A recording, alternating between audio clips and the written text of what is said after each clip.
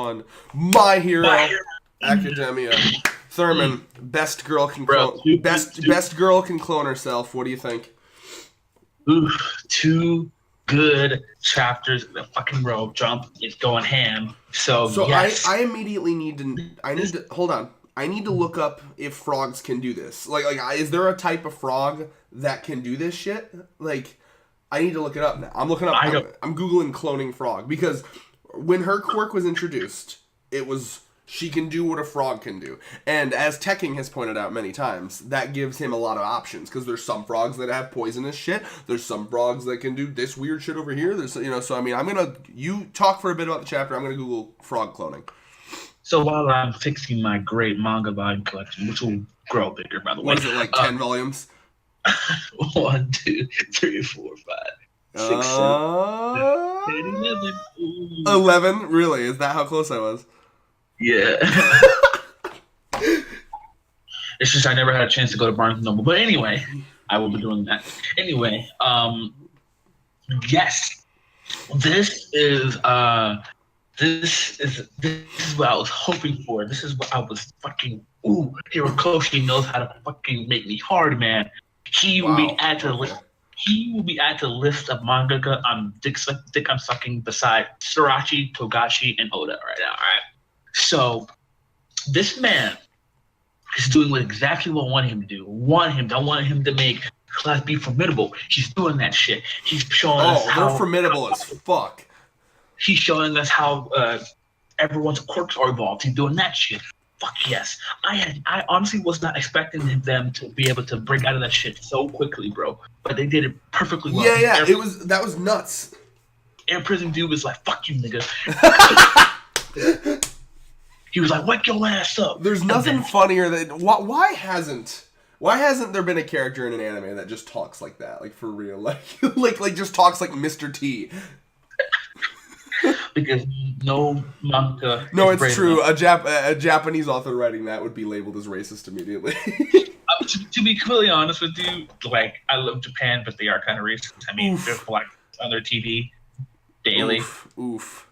So yeah, I mean, you gotta understand. They did. I'm not defending it, obviously, but it is an interesting culture they have because they were kind of isolated from the world until 70 years ago. They were literally an isolated, never fucking touched the outside world until they decided you know what, we are the best race in the world. Let's just go genocide everybody. That got dark. Let's talk about manga, Thurman.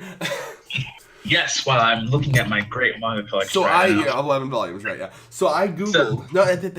I googled. Let me just move my mic closer to me. I googled frog cloning. The only thing I think it maybe could be a reference to is that apparently frogs were one of the first animals to be cloned when we were experimenting with cloning. That's all I found. But it's interesting. I mean, I know that's kind of the end, but let's jump there and then we can jump back afterwards. What do you think about her seemingly new ability and how do you think this works with her quirk? Well, so what I'm assuming is because what the theory is going around is that there's already a theory going around. This chapter came out an hour ago. Yeah. Where? You're telling me while you were shitting, while we were waiting for this video to start and you were taking a shit, what did you go on Reddit and fucking browse some theories? Because this chapter just came out. I checked the comments on Manga Stream. Okay. So the theory going around, quote unquote, is I read 3 comments on Manga Stream while I was shitting. Well, the theory that looks viable is that Suyu actually covered the 2 boys in her mucus. In her goo. Giggity. At the end, she puts her little mucus.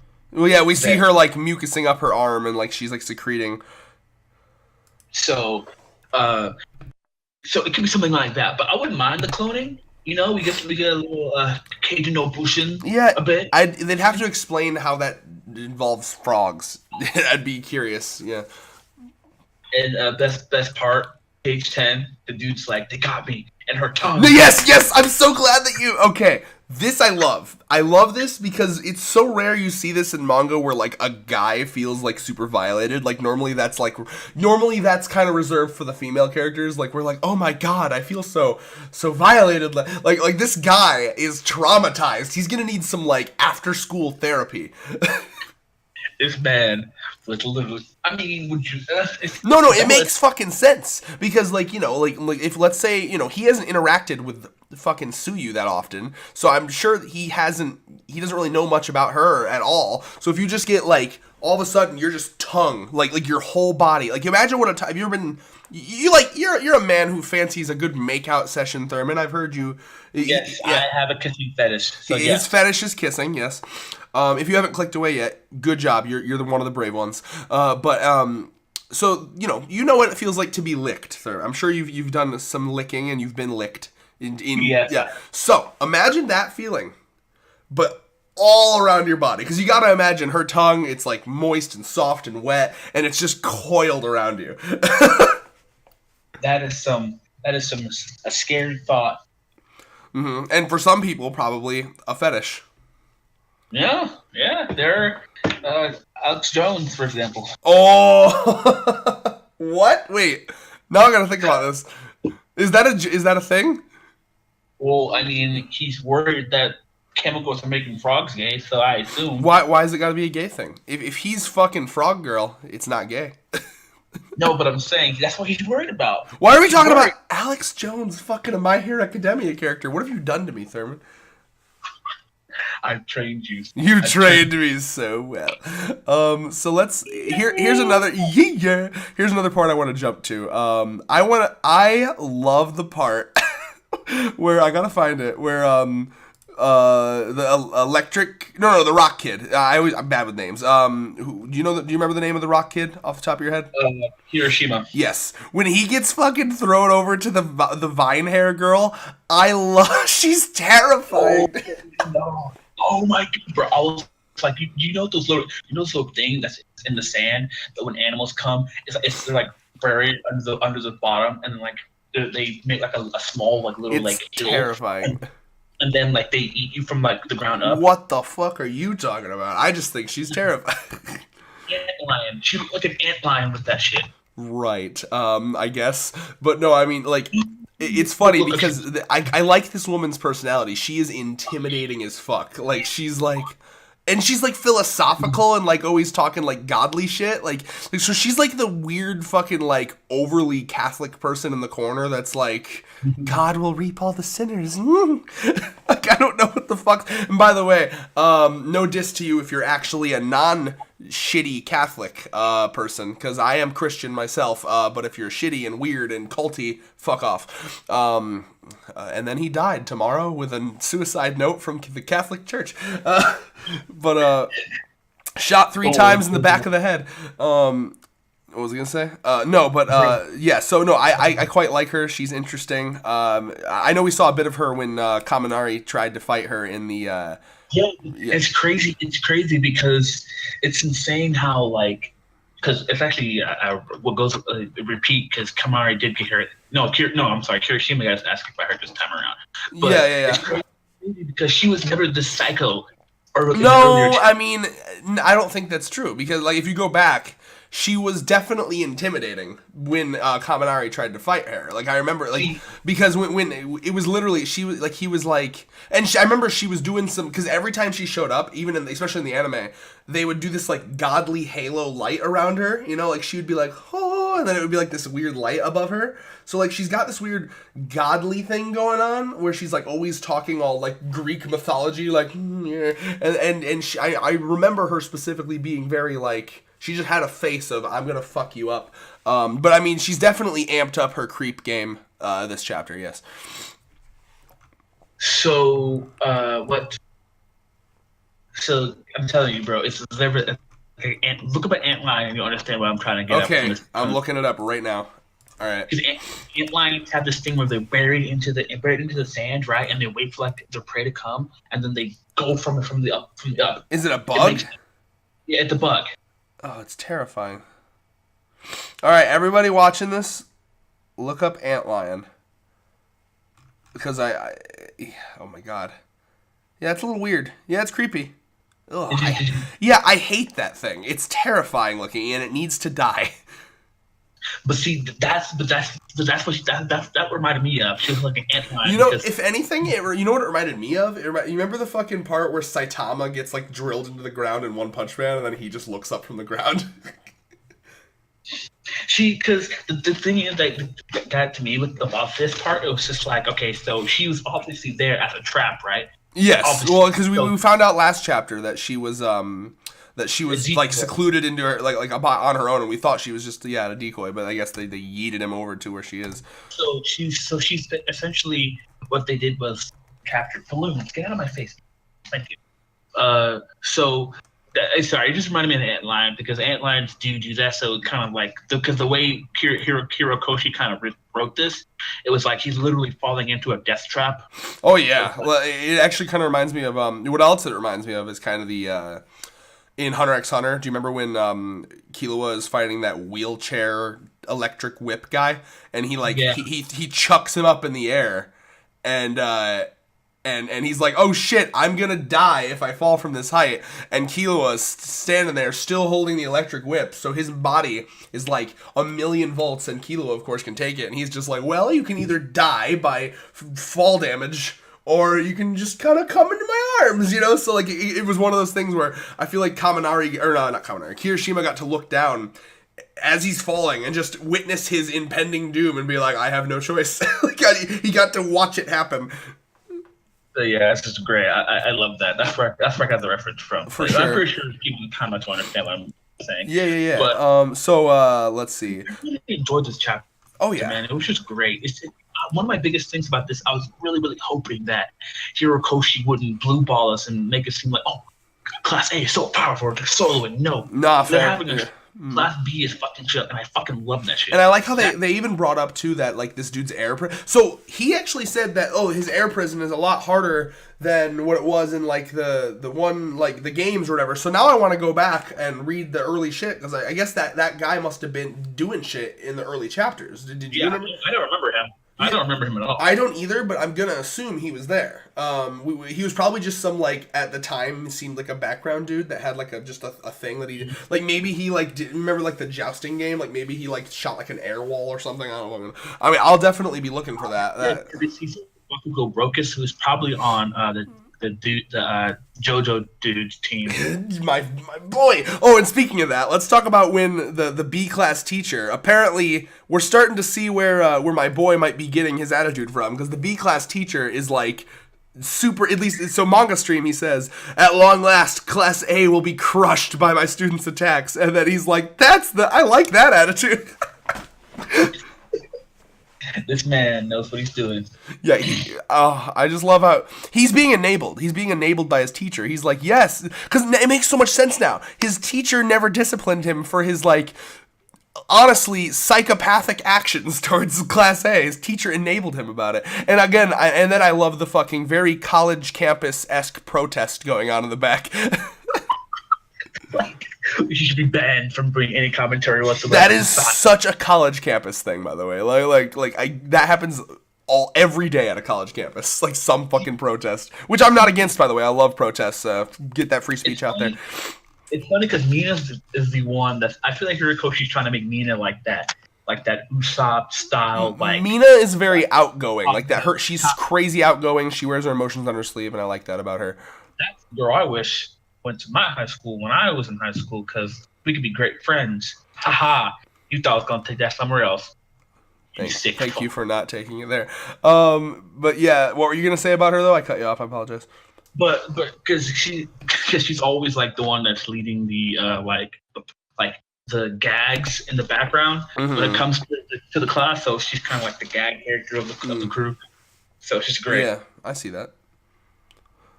For sure. No, characters can be gag characters too. Fuck yeah, dude! Absolutely. I quite like her. I thought that she was really starting to come into her own when like the whole breakdancing thing with the last arc. I quite liked it. By the way, daily reminder. I'm sorry, I need to start this weekly reminder of how much I miss Gentle Criminal. I miss Gentle Criminal. Sorry. He was the best. He was literally one of the best characters I've ever seen in anything. and I will forever miss him, and I need him back in my life right now. Rip in peace. So this dude's like click. So when brainwasher dude's clicking his thing, do you think that could be like a calm down? You know how like when a tick? Are you trying to say it's either a tick or some setting he's changing? Yeah. Now, and there's one more thing I actually forgot to mention. So the first couple pages of this, we actually get a very Hunter x Hunter style list of rules for his ability, which I mean, did you not immediately get Hunter x Hunter vibes for this? You Hunter x Hunter fanboy. Yes, no, but tell me I'm wrong though. Like this is what Togashi does. It's like, all right, here's the rules. Because I've said this before, and I'll say it again.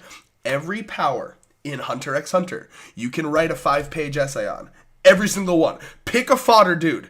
You know what? First person, comment a fodder dude from Hunter x Hunter, and I will write you a comment explaining every fucking aspect of their power, and I bet you it'll be at least 3 pages. I bet you I can get there. Name a fodder dude from Hunter x Hunter in the comments. I'll do it. But yeah, so what? Consider. Oh, easy. I'll do that to you personally. But yeah, no, seriously. Anyway, someone else, not you. Fucking name a dude. Anyway, but no. So let's talk about him explaining his restrictions. And I like that Horikoshi went into this because this actually makes a lot of sense. Because this kind of allows Horikoshi to kind of like pull back on the OP-ness of this dude's power, because one of the things that he clarified was I can't make them do complicated shit. So he uses the example, I can't just say, hey, write down the frog girl's name. It has to be very basic physical commands, like copy this exactly. So what that means, what I immediately got from that was that means he can't use his ability for like intel gathering. He can't go in to like, Shigaraki and like be like, tell us your plan. That's not how his ability works. It has to be physical actions that he brainwashes them, which again, I think is very good because that makes him not crazy OP, and that was a good clarification to get. Yeah, seems like we got a little bit more, and that's a good thing too. Is that so it makes him non-OP. Okay, my balloons are now in my face. Why do you have balloons? Did you balloons from your birthday like a month ago? Yeah. So it's because man, I really hope when this character was introduced, I fucking loved him, bro, because he had the type of characteristics that I like in a character, although he's not emo very edgy. And boring? He's not emo. Don't you dare call this man edgy. I thought he was a bit boring in when he first showed up, but I thought he was interesting, and I think now we're getting a better side of him. Yes, and it's great. So we have a weakness for his ability, which is good. It's what we needed, and it's essentially, and you called this because Katamari says it's like all they have to do is ignore you, and like this is where this comes. That's the obvious weakness of his ability. It's don't fucking talk. Period. When you're fighting him. So it's he finds a back ways to that, and that's what the fucking artificial vocal cords come in. But I thought that was great. I thought that was perfect because I mean, that is very smart. And because I was really hoping to see what he has these Aizawa shit for, but then Class B was not fuck your shit. Yeah. So, well, can I give you my guess as to why he has the Aizawa shit? He has said this before too. I'm pretty sure he has. He's not physical at all, and he has said this. He's not a physical fighter. You know what I mean? Like he's not physically strong. So to me, I think that his game plan is brainwash fuckers, tie him up. You know what I mean? I think he literally just, was like, hey, can I get the same shit as Aizawa has? Because he is not a physically strong dude. So to me, it makes sense to have something like that. Mm-hmm. And can we talk about MVP for this Beast guy right now? Because he's soloing motherfuckers. He's soloing. I was not expecting human mode. Like he went back to human mode, then back to Beast. Like whoa. That was very that kind of reminds me of some shit Chopper does from One Piece. Like how he'll like change to like Chibi mode to dodge people. Mm-hmm. Like so that was interesting. He kind of like dived through them and then went back to Beast mode, which is it's crazy that he can go back and forth that often. And he's not stupid too, right? Because I don't know if it was kind of clever that it was like a whole plan, but he literally went for Kirishima first because it makes sense, right? Kirishima's the one who could literally tank the most attacks. And speaking of tanking, he just grabbed Kirishima and just fought through that electricity. It barely even affected him. Right. So you can tell that this man has been through some shit, and he's a beast. I can't express enough how happy I am. Class B shit up. This is just great. Mm-hmm. And he fast enough to dodge Suyu, and he fucked over the dude who can talk to animals. Yeah, he was just holding his fucking mouth shut. He just no. What gets me is that Suyu was the one that used the fucking like little pipe to break down the fucking thing. I was like, whoa, Suyu is going. I thought that was Kunmar for a second. But wait, which page? Which page? Page 10 at the bottom, where she was the one that actually broke the air prison. Oh. I was like, damn, Kirikoshi's showing some girl power right now. Do you know that for sure? Because they're both holding pipes. Well, you can't tell. Possibly. Yeah, but I that'd be cool if it was her. I just can't tell because honestly, who's now? See, I'm trying to think because back at the sports festival, Bakugo was able to easily destroy this thing. I feel like that's Kaminari talking. Gotta be honest. Because, but why does she have one too though? Because there's no relevance for having one. The past. Is her clones holding them? I don't know. That's weird. Okay, Kirikoshi, my nigga, you have to explain this in like your SBS or something like that. Why your SBS? SBS is a thing Oda made. Oh, well, Oda started. Yeah. But it's just like. That is a little weird. Maybe they both. You know what? They probably both picked up shit. And I'm gonna guess off screen they were just beating on it until it broke because they're talking about how hard it was to break. I think they were probably just like, "God damn it, it's not breaking," you know? Yeah, that's kind of weird. No, I think that's what it is. Like that because they're talking about because it's not like we're seeing everything happen here because they hit it once and then it broke. But they're talking about how hard it was to break it. So I'm gonna guess off screen they were just beating the fuck out of it. He's beating the fuck out of that air prison. Yeah, which I gotta go back now and watch Bakugo just fucking one-shot this air dude. That apparently fucking happened. So can we just look at Ayazawa? Ayazawa is just chilling right here.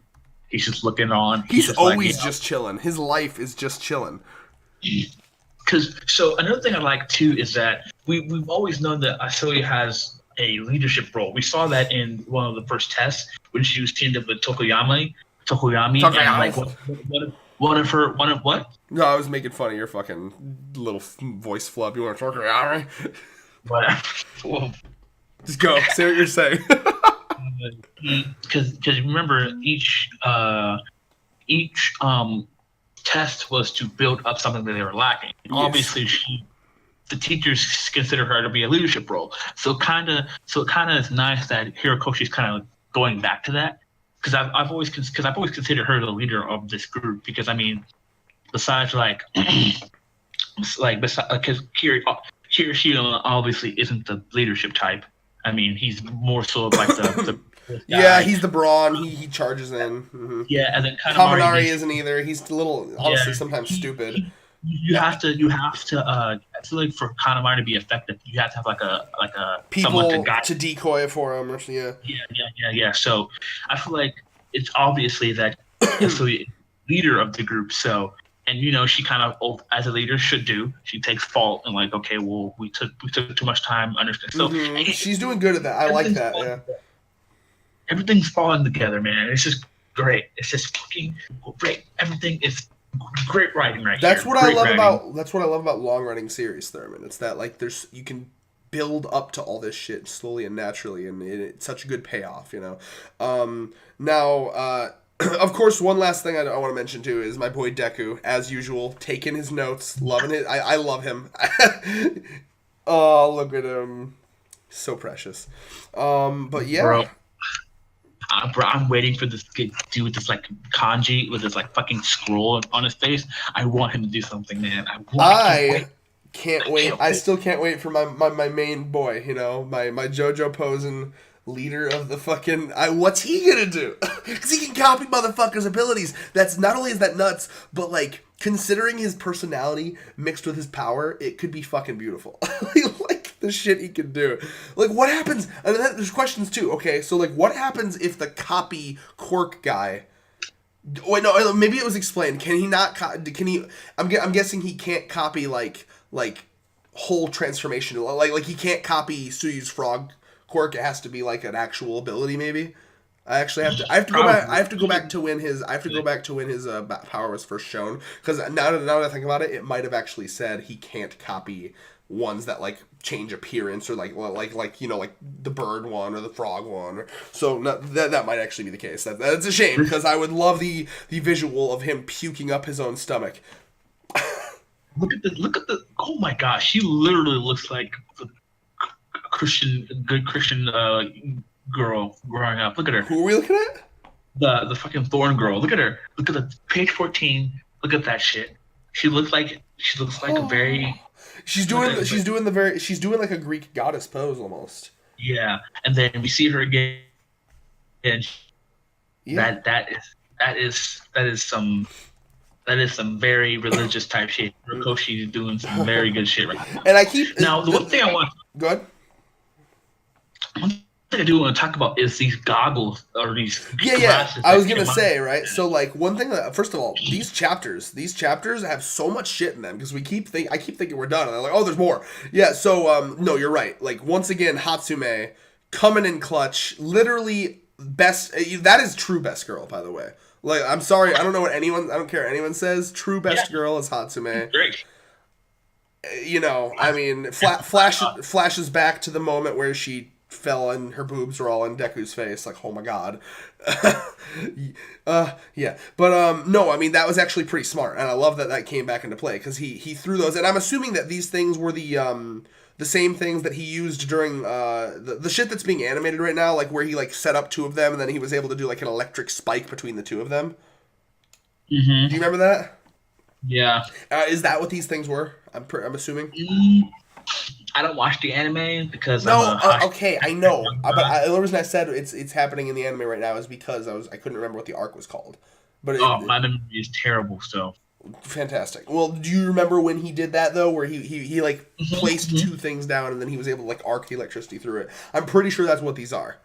Yeah. And because to me, the way they're wording it, it sounds like it's not like the main function. In fact, I'm sure, because he didn't immediately like think of it. The main function of these things are not to track. That's just a side function because Hatsume is in fact best girl, and she fucking put that shit in there because she's best girl.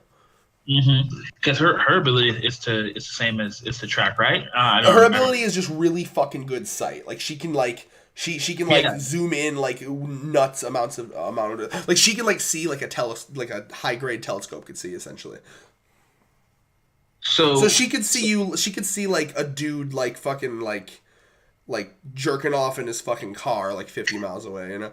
I don't know why that's the metaphor I came up with, but you know. So before I start doing my final point here, I don't know if you talk about this, but a surprise attack using me as a decoy. What a sinful deed we committed. That deserves a lashing. Like that was funny to me.